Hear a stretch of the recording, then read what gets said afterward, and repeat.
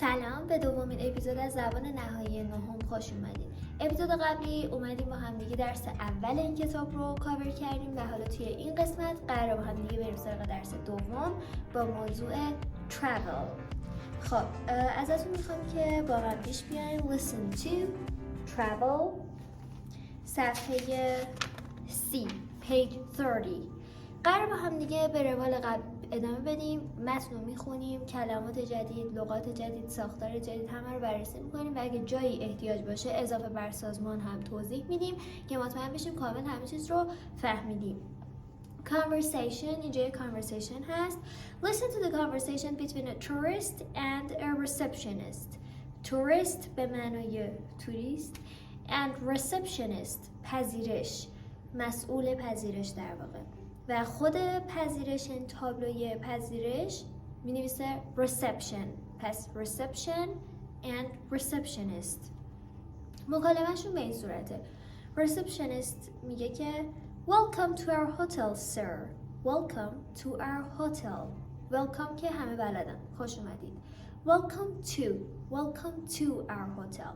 welcome to our home. welcome to. وقتی میخوایم بگیم خوش آمد بگیم میگیم welcome to. در ادامه گفته sir. welcome to our hotel sir. sir یعنی آقا، قربان. وقتی که میخوایم به یک آقا احترام بذاریم بهش میگیم sir. how can I help you? how can I help you? how چطور؟ how can I help you? چطور میتونم کمکتون کنم؟ در ادامه توریسته گفته که my name is Paul Kress. I'm from Germany. اهل کجاست؟ Germany. Germany کجاست؟ آلمان. I'm from Germany. I'm from Iran. اهل ایرانم. From از آلمان اومدم، از ایران اومدم. So I have a reservation here. I have a reservation here. من اینجا رزرو دارم، یه reservation اینجا دارم. پس وقتی که reservation داریم میگیم I have a reservation here. اینجا. here اینجا. اونجا چی میشه؟ there. here there. I have a reservation here. I have a reservation there. خب receptionist گفته که I see یعنی متوجهم. I see. Are you staying here for 2 nights? Are you staying here for 2 nights? stay به معنای موندن. برای هتل میگم که I stay in a modern hotel. شنیسته ازش میپرسه که 2 شب اینجا میمونین. Are you staying here for 2 nights? و توریسته گفته که yes. My wife and I are visiting Tehran for 3 days. My wife and I. خیلی این خوبه اینجا اینو مثال زده. خیلی از بچه ها موقعی که میخوان جمله سازی بکنن میخوان بگن من و دوستم، اینو فارسی میگن me and my friend، یه همچین چیزی میسازن. اما درستش چیه؟ اول اسم اون شخص دیگر رو میاریم، بعد از فاعل خودمون استفاده میکنیم، ضمیر فاعلی استفاده میکنیم. I نه می فرق میکنه. خب my wife and I، همسرم و من، are visiting Tehran for 3 days. قراره که برای 3 روز با هم دیگه تهران رو ویزیت کنن، ببینن، بگردن. So receptionist گفته که where is she now? Where is she now? Where کجاست؟ یک WH questionه. پس WH question هایی که تا الان توی این 2 درس یاد گرفتیم what, how, who, where. دوباره what مثل what's she like, what's he like, what are you like که گفتیم برای پرسیدن خصوصیت ها استفاده میشه. Who مثلا who is your best friend, who is she, who is he کیه. و how چطور. و یا اگه یادتون باشه توی ویدیوی قبلی 2 تا سوالم گفتیم how many و how much به معنی چند، چه مقدار. مثلا how many girls are there، چند تا دختر اینجا هست. یا how much money do you have، چقدر پول داری. که فرقشون هم این بود که how many برای کلمات قابل شمارش استفاده میشد، how much برای کلمات غیر قابل شمارش استفاده میشد. با where آشنا میشیم. where به معنی کجا. where is she now، Where is she now? is آورده چون یه نفره. Where is she now? الان کجاست؟ Now. الان کجاست؟ اگه پسر بود چجوری میپرسیدیم؟ Where is he now? اگه چند نفر بودن میخوام بگیم اونا کجان؟ Where are they now? الان کجان؟ اونا الان کجان؟ یا مثلا دوستات کجان؟ Where are your friends now? جمع دیگه پس are میاد. اگه جمع بود are، تک بود is. I need to check her passport. I need to. نیازه که احتیاجه که I need to check her passport. باید پاسپورتش رو چک کنم. I need to check her passport. Her passport یعنی مال اون خانمه رو چک کنم. اگه آقا بود I need to check his passport. اگه مال تو رو میخواد چک کنه I need to check your passport. اگه مال خودش رو میخواد چک کنه I need to check my passport. عالی. توریسته میگه که she's standing over there. گفتم اینجا میشه here، اونجا میشه there. داره میگه she's standing. stand به معنی ایستادن. she's standing over there. اونجا وایستاده. by the gift shop. by the یعنی کناره. by the gift shop. gift که به معنی هدیه است. shop هم میدونیم shop فروشگاه. here is her passport. here is her passport. بفرمایید پاسپورتش. here is her passport. پس کنار چیزی by the gift shop، کنار هدیه فروشی، سوغاتی فروشی یا هر چیزی که معنیش بکنید. by the sea کنار دریا. by the window کنار پنجره. ریسپشنیست میگه که thank you. this is your key. this is your key. اینم کلیدتون. it's room 213. 213. Hope you enjoy your stay in Tehran. Hope امیدوارم. hope you enjoy. enjoy به معنی لذت بردنه. امیدوارم لذت ببرید از اقامتتون توی تهران.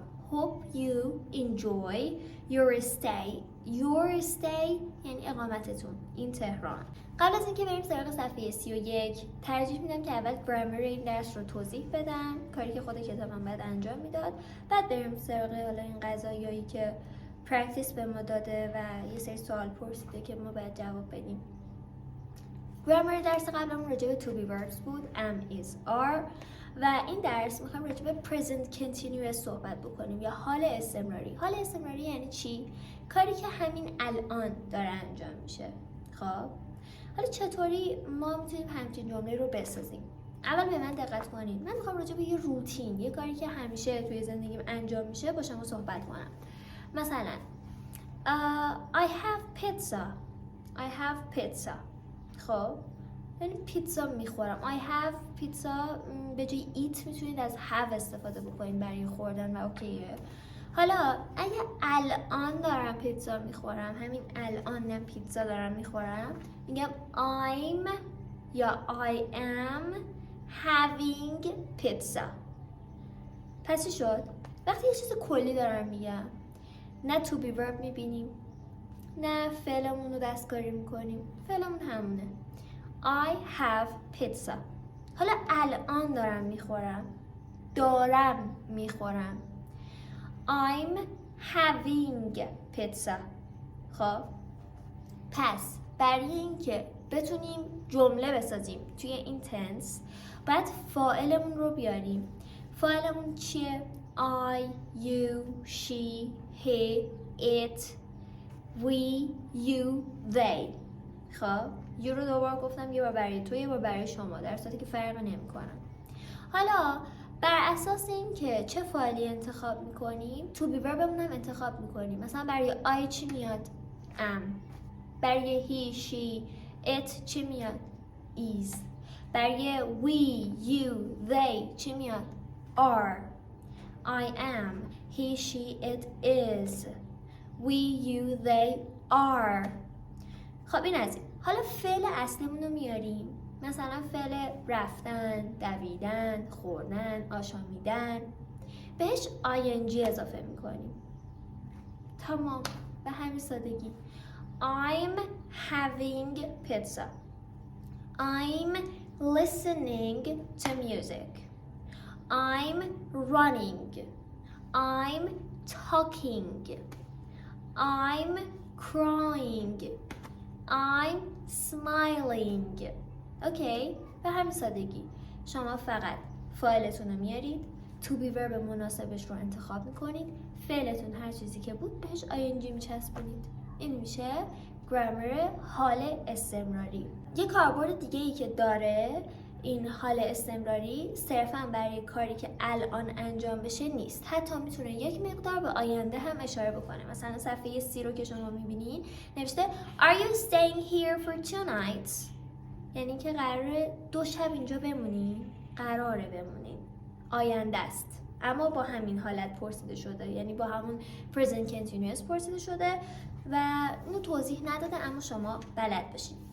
حالا که توضیح کلی دادیم راجع به این گرامر present continuous، بیاید مثل کاری که سری پیش توی ویدیو کردیم دوباره تکرارش کنیم، انجام بدیم، جمله affirmative, negative and question بسازیم، مثبت، منفی، سوالی. مثلا چه میدونم running، علی to be verb علی چیه؟ am is یا are؟ is. علی is running. علی is running. منفیش کنید علی is not running. پس نکته مشترکش با گرامر قبلی اینه که بازم برای منفی کردن میریم سراغ to be verb رو منفی میکنیم. پس علی is running، علی is not running. سوالش رو چطوری بسازیم؟ دقیقا مثل قبل to be verb رو میبریم اول، is علی running، تموم، به همین سادگی. حالا بیایید یه جمله دیگه بسازیم. مثلا my mom، am is یا are برای my mom is. my mom is cooking. منفیش کنید my mom is not cooking یا my mom isn't cooking. سوالش کنید is my mom cooking. به همین سادگی. خب دیگه این کافیه. بریم سراغ صفحه 31 و این پرکتیس هایی که داره رو با هم دیگه کار کنیم. Practice 1. Talking about travel. Listen to the examples. به مثال ها گوش بدین. Then ask and answer with a friend. قراره با هم دیگه سوال جواب کنیم. سوالا رو من بخونم. Are you visiting Tehran? Are you visiting Tehran?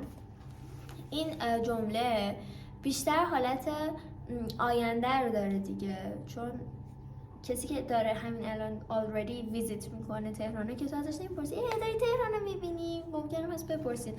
اما به صورت کلی بیشتر منظورش اینه که در آینده قراره تهران رو ببینی. Are you visiting Tehran؟ در کل به معنیش کاری نداشته باشیم. ازتون میخوام که همین الان این جمله سوالی رو تبدیلش بکنید به یک جمله خبری و بعد منفی. Are you visiting Tehran؟ I'm visiting Tehran. I'm not visiting Tehran. بچه‌ها همونطور که میدونید سوال هایی که با to be verb شروع بشن یا با فعلای کمکی مثل do و does شروع بشن، اینا در واقع yes no question هستن. جوابشون yes و no. الان این که با are شروع شده are you visiting Tehran، جوابش yes یا no. Are you visiting Tehran؟ Yes I am. No I'm not. بعدی Are they traveling around the world? Are they traveling around the world? دارن دور دنیا travel میکنن، سفر میکنن. Are they traveling around دور world? Around the world. World یعنی دنیا. No, they aren't. دارن دور دنیا رو سفر میکنن؟ نه. بعدی Is Paul booking a room? بچه book a room، book a hotel یعنی رزرو کردن. عجیبه ولی خب آره یعنی رزرو کردن. So is Paul booking a room? Yes he is. No he isn't. حالا is Paul booking a room رو ازتون میخوام که برام خبری و سپس منفی کنید. Paul is booking a room. نگاتیوش چی میشه؟ Paul isn't booking a room. Excellent.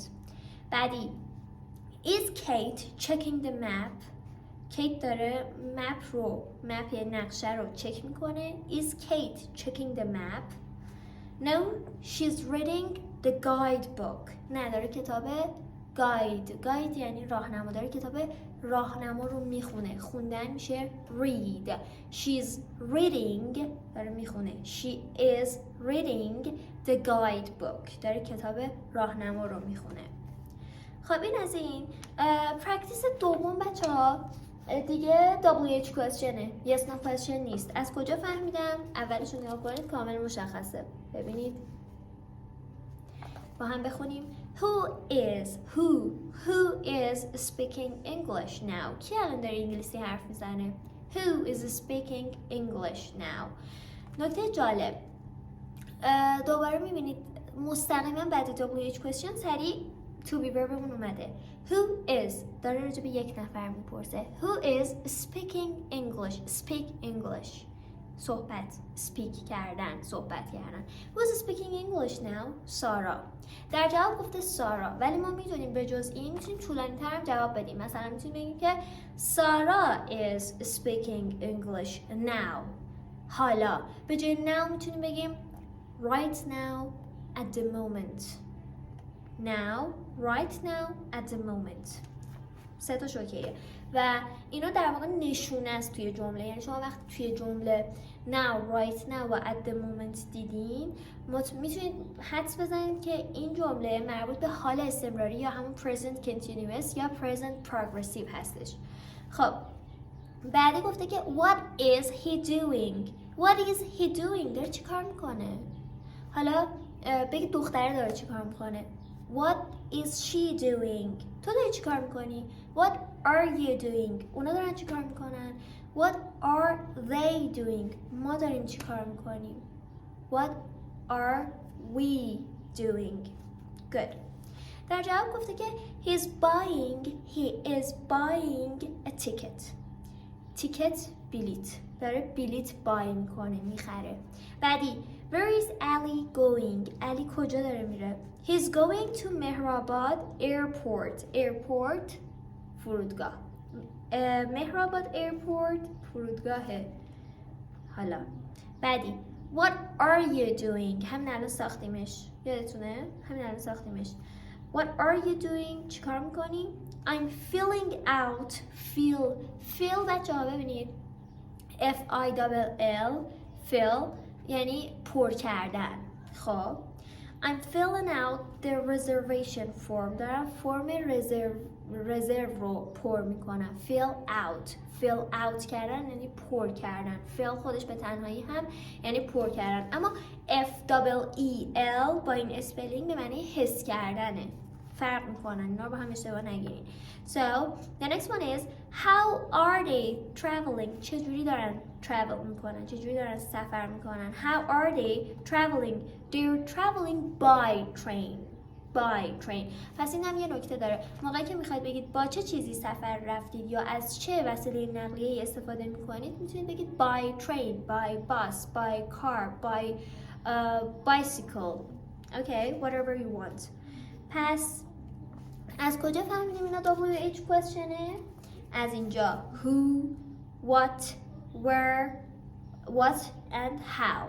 همطور که دیدین اینا WH question بود که جوابش دیگه yes و no نیست، طولانی تره، یه چیزی بجز yes و no که توضیح میخواد. خب حالا میریم سراغ صفحه 32 و 33 که لغات خیلی مهمی از این درس هست که ما قراره با هم دیگه بررسی بکنیم. Buy a ticket.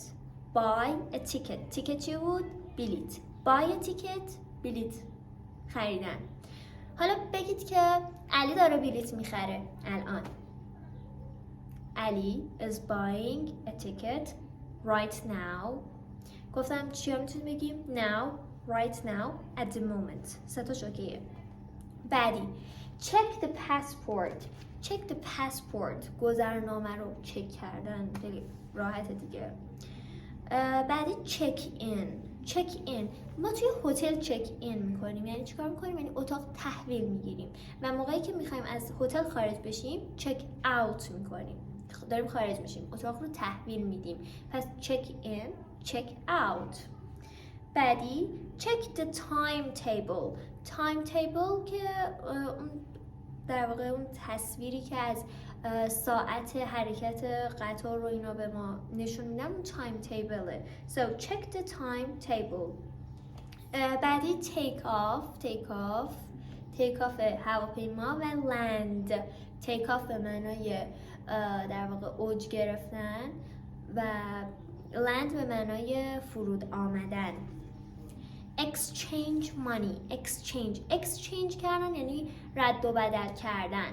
مثلا ممکنه بشنوید که exchange idea یعنی ایده یا نظرمون رو رد و بدل بکنیم. exchange money یعنی پولمون رو change بکنیم، یعنی مثلا ریال دلار بشه، دلار یورو بشه، اینطوری. بعدی fill out the form گفتم یعنی پر کردن. fill یعنی پر کردن. book a hotel یا book a room یا book a flight به معنی پرواز یعنی یک پرواز رزرو کنیم فلان. pack for a trip بچه‌ها به معنای سفره. pack کردن یعنی وسایل رو جمع کردن. کلا pack یعنی جمع کردن دیگه. pack for a trip یعنی برای یک trip بیایم پک کنیم، چمدون ببندیم. بعدی talk to a receptionist. talk که اصلا معلومه صحبت کردن با receptionist. بعدی language melody داریم. راجع به intonation ها میخواد بهمون توضیح بده که ما already میدونیم، کامل راجع به صحبت کردیم. درس قبلی راجع به affirmative ها و یا همون جملات خبری بود. در واقع رفت. So we have the power outage right now. Anyways, ما راجع به جمله های affirmative صحبت کردیم که گفتیم حالتش اینطوریه که intonation falling داره. یعنی مثلا میگیم که it's cold. Ali is a talkative boy. تموم شد. حالا اینجا با هم دیگه بخونیم ببینیم چی میشه. Are you working with the computer now? الان داری با کامپیوتر کار میکنی؟ Yes. I'm searching for a hotel in San Andaj. I'm search میکنم، میگردم. search.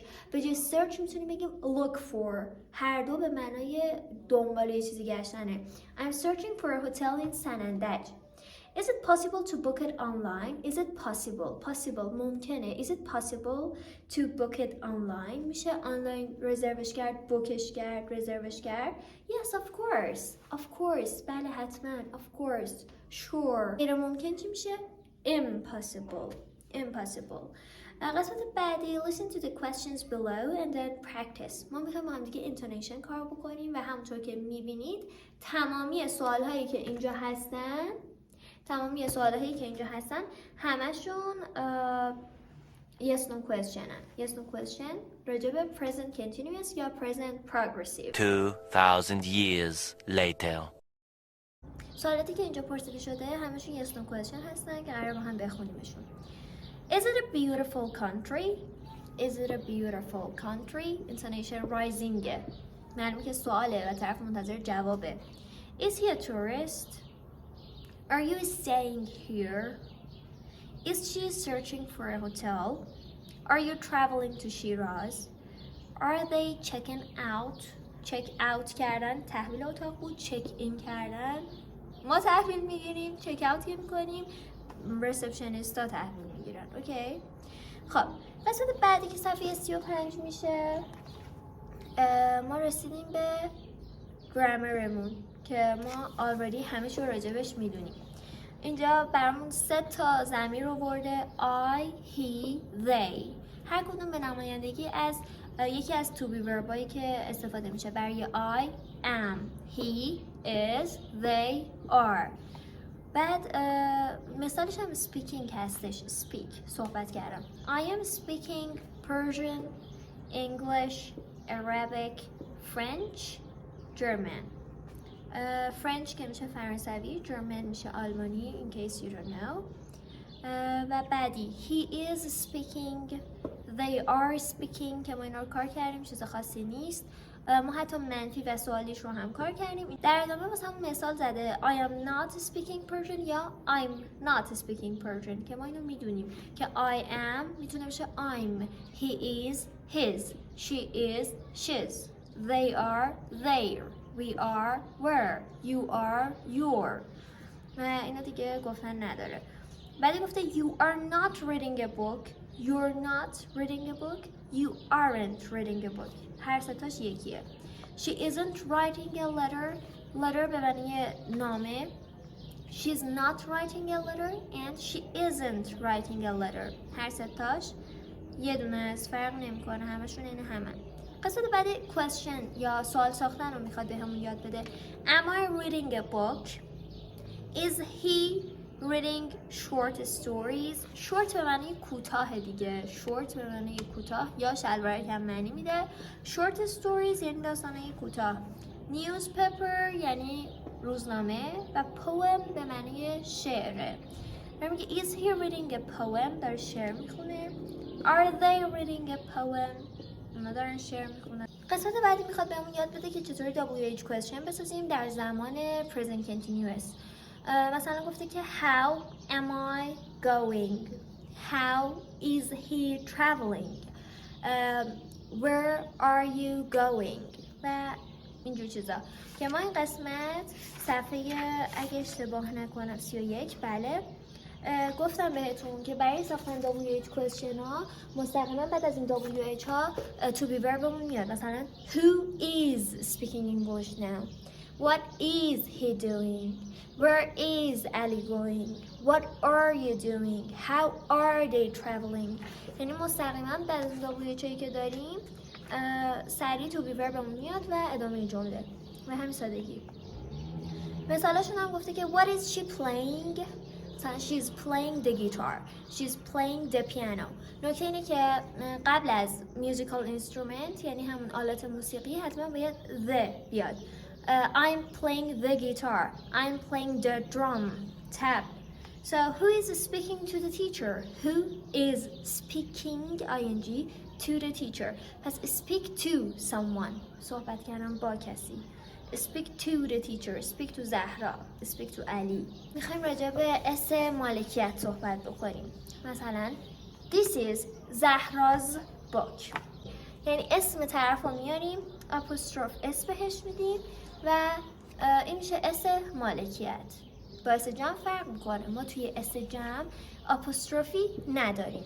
مثلا your friends apostrophe نداریم. اما برای زهرا's علیز فاطمه‌ز اونجا حتما ما آپوستروف اس داریم میگیم اس مالکیت. مثاله کتاب رو ببینید Kate's scarf شال کیت Jack's shirt Teacher's office یعنی دفتر.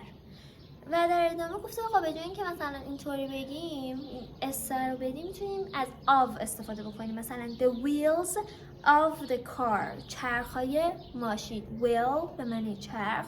the wheels of the car چرخهای ماشین. the color of the pen رنگ خودکار یه همچین چیزی. the legs of the chair پایه های chair صندلی. the door of the room در اتاق. یا اگه بخوایم اس بدیم اس مالکیت بدیم هر کدوم چطوری بگیم؟ مثلا the wheels of the car چجوری اس مالکیت بدیم؟ میخوایم بگیم چرخهای ماشین the car's wheel. حالا مثلا میخوایم بگیم که پایه های صندلی the chairs apostrophe s legs. بعدی the door of the room میخوایم بگیم در اتاق the room's door the room's door. این هم از این. قسمت بعدی find it قراره که با هم یه پاراگراف بخونیم چیزای جدیدش رو یاد بگیریم و خودش از ما خواسته که underline کنیم یعنی زیرش خط بکشیم. tense present continuous رو. This is Paul. He is a tourist from Germany. He's going into a gift shop. is going چی میبینیم؟ to be verb میبینیم ing میبینیم پس present continuous. He's going into a gift shop with his wife همسر خانومش. اگه شوهر بود میشد husband. They are opening the door of the shop. They are open به معنی باز کردن. Opening the door of the shop. حالا به جایی که بگیم مثلا opening the door of the shop میتونیم بگیم the shop's door. اینجوری که اسم مالکیت آوردیم. پس برای یه نشون دادن مالکیت دو تا راه داریم، استفاده از of یا اسم مالکیت. Possessive S. بعدی now they're talking to the shopkeeper. They're talking to the shopkeeper. Shopkeeper یعنی فروشنده. They're talking. To be verb داریم و ing. To find suitable. Suitable یعنی مناسب. To find که پیدا کنن. Suitable gifts. هدیه suitable مناسب پیدا کنن for their daughters یعنی فرزند دختر. فرزند پسر میشه son S-O-N با S-U-N که به معنی خورشیده اشتباه نگیرید. Paul's daughters دختره پال، میبینید اس سوم شخص آورده. Paul's daughters are living in Spain now. کجا زندگی میکنن؟ Where are they living now? الان کجا زندگی میکنن؟ They're living in Spain now. Right now. در حال حاضر اونجا دارن زندگی میکنن. قسمت بعدی بچه‌ها پرکتیس واسه خودتونه. ازتون میخوام که 4 تا 5 تا هر چند تایی جمله دوست دارید شرح حال بدید از خودتون که دارید چی کار میکنید همین الان، یعنی present continuous با present continuous جمله سازی کنید. سوالی که احتمال مطرح شدنش توی امتحانتون زیاده سوال Where are you from? Where are you from? اهل کجایی؟ Where is she from? Where is he from? Where is your best friend from? یادم میاد اون زمان خودمون همچه سوالی داشتیم. Where is your best friend from? بهترین دوستت اهل کجاست؟ اهل کجایی؟ که در جواب میگی I'm from Iran, she's from Iran, he's from Iran, my best friend is from Iran, Ali is from Iran, Zahra is from Iran. کاری نداره دیگه، اسم اون شخص یا ضمیرش to be verb مورد نظر from کشوری که ازش اومده. به همین سادگی. خب بقیه‌اش هم چیزی نیست، فقط مثلا ممکنه که ازتون بخواد که تصور کنید دارید سفر میرید. من بودم طرح سوال احتمالاً همچین کاری میکردم، میگفتم که imagine you're traveling to Shiraz مثلا و میپرسیدم که who are you going with؟ با کی داری میری؟ Who are you going with? I'm traveling with my family. با خانواده‌ام دارم میرم. یا مثلا میپرسم که how are you traveling؟ چجوری داری سفر میکنی؟ I'm traveling. گفتم چی میگیم؟ بعد اسمون وسیله نقلیه رو میاریم. I'm traveling by train, by plane, by bus, by car. سوال دیگه که اینجا مطرح شده What are you doing now? الان. What are you doing now? Right now, at the moment. چی کار میکنی؟ What is he doing? What is she doing? Who is brave? کی شجاعه؟ رفتی نداره به تاپیک ما. جمع‌بندیه بچه‌ها. Who is brave? Who is brave in your family? Who is so talkative in your family? کی خیلی talkative chatterboxه توی خانواده‌تون؟ What's our teacher doing?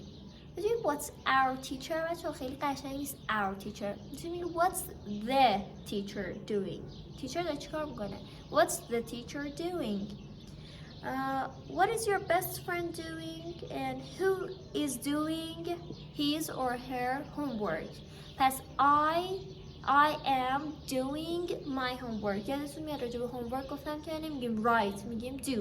I do my homework. I'm doing my homework. He is doing his homework. اگه دختر بود she is doing her homework. اگه ما بودیم we are doing our homework. اگه اونا بودن they are doing their homework.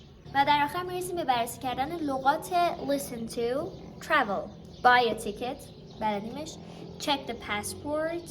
داریم فوتو دیکشنری رو کار میکنیم بچه in case you don't know.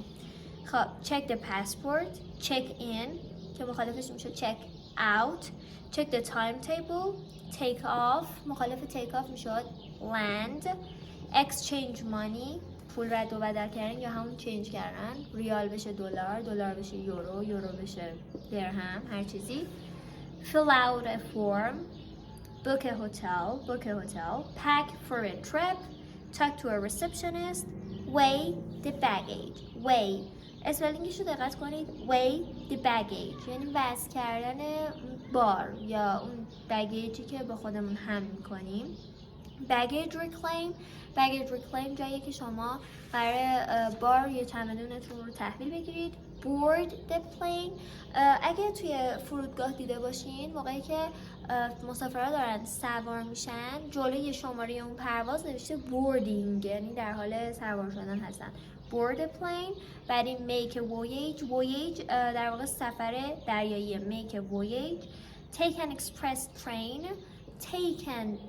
express train یعنی قطار گرفتن. take a bus پس میتونیم بگیم take a train take a bus. خب مثلا every day I take a bus to work میخوام برم سر کار. I take a bus با باس میرم سر کار.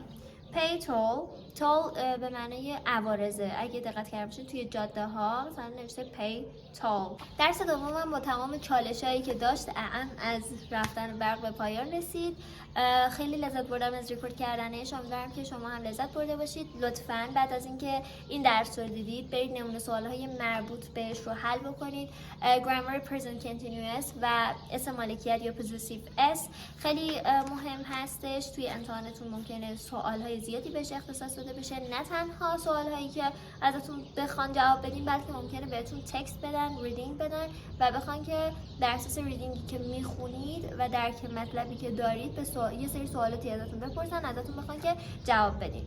لطفاً دست کم نگیرید تمرین کردن رو و من هر چیزی که بلد بودم حتی بیشتر از چیزی که کتاب بهتون ارائه داده بود رو بهتون یاد دادم توی این دو درس. امیدوارم که لذت برده باشید. اگه ویدیوی قبلی رو ندیدین حتما همین الان بعد از تمام شدن این برید ببینیدش. میتونید روی دور توند ببینید اگه براتون مطالبش خیلی جدید نیست و صرفا میخواید مرور بکنید. اما تک تک ویدیوهایی که درست میکنم حداقل یک لغت جدید برای شما داره که میتونید ازش یاد بگیرید. و یادتون نره که اگه ویدیو رو دوست داشتین لایک کنید، سابسکرایب کنید و ویدیوی من رو به بقیه کلاس نهمیایی که میشناسید معرفی بکنید که اونا هم بتونن ازش استفاده بکنن. So I love you. Bye bye.